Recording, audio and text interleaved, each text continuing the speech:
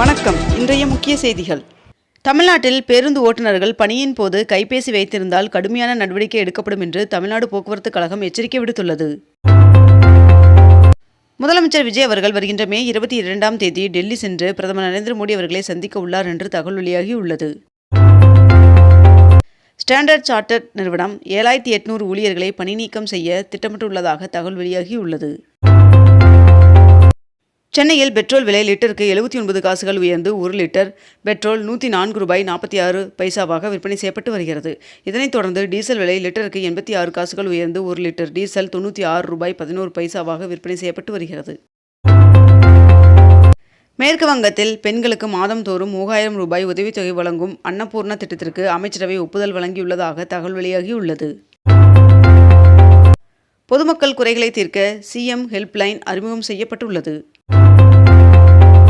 பொதுமக்கள் தங்களது முகவரி உள்ளிட்ட விவரங்களை மை ஆதார் இணையதளம் மூலம் புதுப்பிக்கும் வசதியை மேலும் 1 வருடத்திற்கு ஒன்றிய அரசு நீட்டித்தது.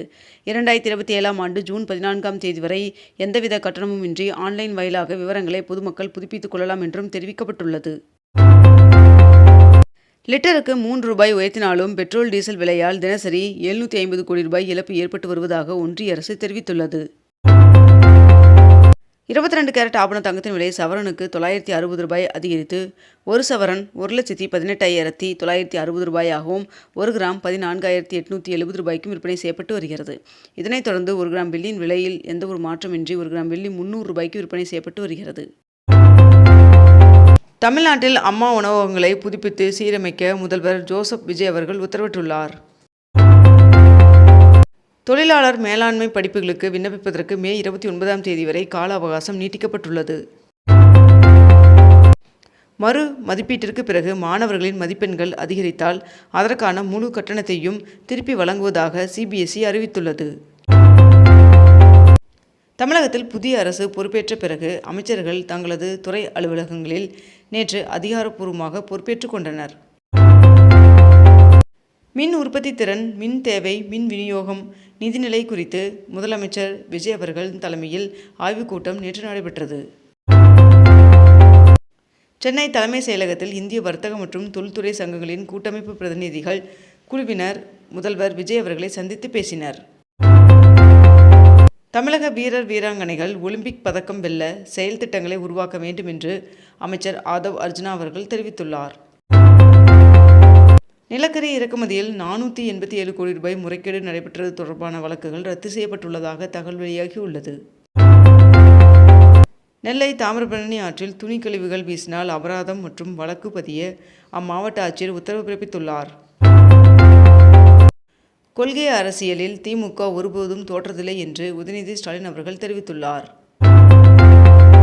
தமிழகத்தில் இன்று கோவை, திருப்பூர், நீலகிரி, தேனி, திண்டுக்கல் மற்றும் மதுரை ஆகிய மாவட்டங்களில் ஒரு சில இடங்களில் கனமழை பெய்ய வாய்ப்புள்ளதாக வானிலை மையம் தகவல் தெரிவித்துள்ளது. தமிழ்நாட்டில் 1 முதல் 3ஆம் வகுப்பு வரை புதிய பாடத்திட்டம் அறிமுகப்படுத்தப்பட உள்ளது. தமிழகத்தில் 10ஆம் வகுப்பு பொதுத் தேர்வு முடிவுகள் நாளை வெளியிடப்பட உள்ளதாக தெரிவிக்கப்பட்டுள்ளது. நீர்பிடிப்பு பகுதிகளில் மழை இல்லாததால் பெரியாறு அணைக்கு நீர்வரத்து சரிந்துள்ளது. மும்பை, அகமதாபாத் இடையே அமைய உள்ள இந்தியாவின் முதல் புல்லட் ரயிலின் அதிகாரப்பூர்வ மாதிரி வடிவத்தை ஒன்றிய ரயில்வே அமைச்சகம் டெல்லியில் வெளியிட்டது. தமிழகத்தில் பள்ளிகள் 1 முதல் 3ஆம் வகுப்பு வரை ஜூன் 4ஆம் தேதியும், பிற வகுப்புகளுக்கு ஜூன் 1ஆம் தேதியும் பள்ளிகள் திறக்கப்படும் என்று தமிழ்நாடு அரசு தெரிவித்துள்ளது. மே 20ஆம் தேதி புதுச்சேரி மாநில திமுக செயற்குழு கூட்டம் நடைபெறும் என்று அறிவிக்கப்பட்டுள்ளது. அம்மா உணவகங்களை புதுப்பித்து சீரமைக்க முதலமைச்சர் விஜய் அவர்கள் உத்தரவிட்டுள்ளார். தமிழ்நாட்டில் 17 IAS அதிகாரிகள் இடமாற்றம் செய்து தமிழ்நாடு அரசு உத்தரவு பிறப்பித்துள்ளது. பக்ரீத் பண்டிகை வருகின்ற 28ஆம் தேதி கொண்டாடப்படும் என்று தமிழக அரசின் தலைமை காஜி அறிவித்துள்ளார். கேரள முதலமைச்சராக வி.டி. சதீசன் அவர்கள் பதவியேற்றுக் கொண்டார். வருகின்ற ஜூன் 15ஆம் தேதி முதல் கேரள அரசு பேருந்துகளில் பெண்களுக்கு இலவச பயணம் என்று கேரள முதல்வர் சதீசன் அவர்கள் அறிவித்துள்ளார். ஸ்வீடன் நாட்டின் உயரிய விருது பிரதமர் நரேந்திர மோடி அவர்களுக்கு வழங்கப்பட்டது.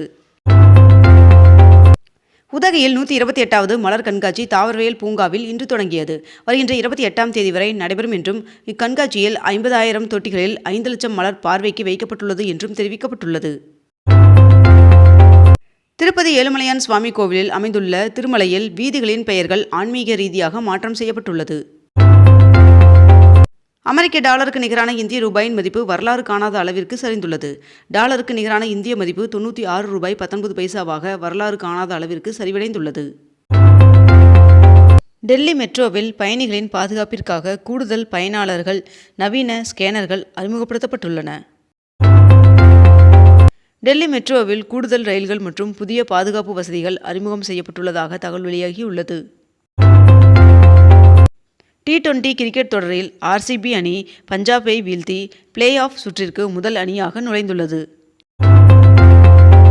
கோவையில் அமையவிருக்கும் திருப்பதி கோவிலுக்கு G2 குழுமம் 19 ஏக்கர் நிலத்திற்கான ஆவணங்களை திருமலை திருப்பதி தேவஸ்தானம் வாரியத்திடம் ஒப்படைத்தது. நீட் UG வினாத்தாள் கசிவை தொடர்ந்து NTA-விற்கு புதிய இணை செயலாளர்களும் இயக்குநர்களும் நியமனம் செய்யப்பட்டுள்ளனர். பெட்ரோல் டீசல் விலையை தொடர்ந்து CNG கேஸ் விலை 2 நாட்களில் 3 ரூபாய் உயர்ந்துள்ளது.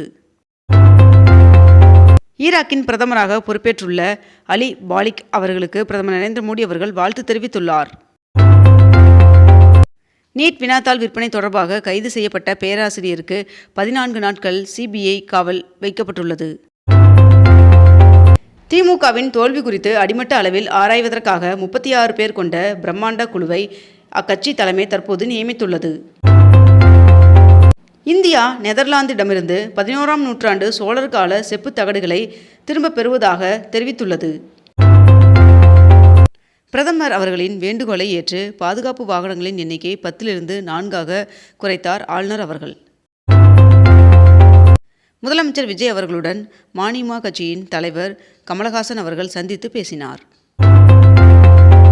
தமிழகத்தில் முதலமைச்சர் ஜோசப் விஜய் அவர்களின் தலைமையிலான புதிய அரசு பொறுப்பேற்றுள்ள நிலையில் அடுத்த 3 நாட்களில் அமைச்சரவை விரிவாக்கம் நடைபெற உள்ளதாக தகவல் வெளியாகியுள்ளது. சிறு மற்றும் நடுத்தர வரி செலுத்துவோர் தாக்கல் செய்யும் ITR 1 மற்றும் ITR 4 படிவங்களை 2026-27 மதிப்பீட்டு ஆண்டிற்காக இணைய வழியில் தாக்கல் செய்யும் நடைமுறையை வருமான வரித்துறை தொடங்கியுள்ளது. கோவிலில் பணிபுரியும் நிரந்தர பணியாளர்களுக்கு அகவிலைப்படி 58%-லிருந்து 60% உயர்த்தப்பட்டுள்ளது. கேரளாவில் இவ்வருடம் 10ஆம் வகுப்பு அரசு பொதுத் தேர்வில் 99.07% மாணவர்கள் தேர்ச்சி பெற்றுள்ளனர். இத்துடன் இன்றைய தலைப்புச் செய்திகள் நிறைவடைகின்றன. மேலும் இதுபோன்ற அண்மை தகவல்களை உடனுக்குடன் தெரிந்து கொள்ள அக்னிபூ சேனலை சப்ஸ்கிரைப் செய்து கொண்டு தொடர்ந்து இணைந்திருங்கள். நன்றி, வணக்கம்.